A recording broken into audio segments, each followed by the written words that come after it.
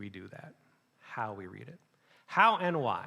If you've been at Hope for a while before, you know that I often say the Bible asks why questions, not how questions. The Bible is asking big picture why questions.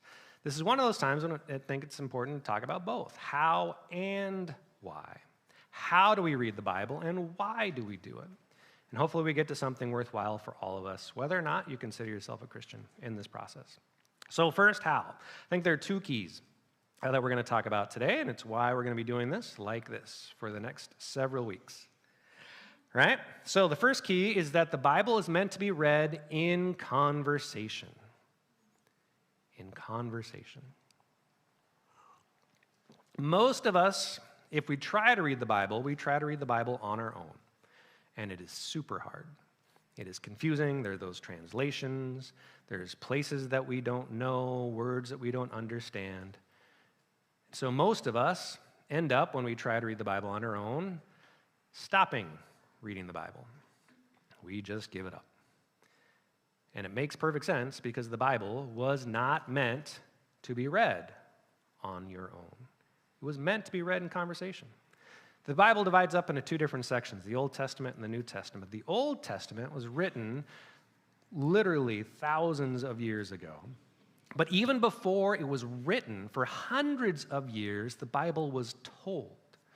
It was an oral language society. These Old Testament books that we have, they were told around the campfire, in families. They were told and then talked about in conversation. There was a great storyteller who would tell a story around the campfire, and then everyone around the campfire would ask questions and talk about it and engage in all of those things. That's how the Old Testament was shared for generations. And then we get to the New Testament, still written hundreds of years ago, but it says it right there at the very first part of Peter.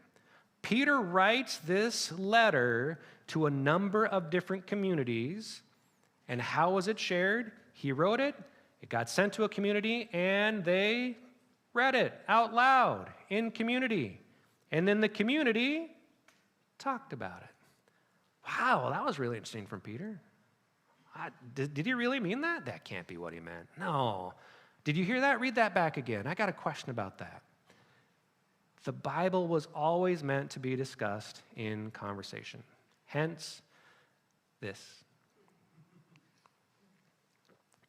It's going to be really hard to do on a particular Sunday morning.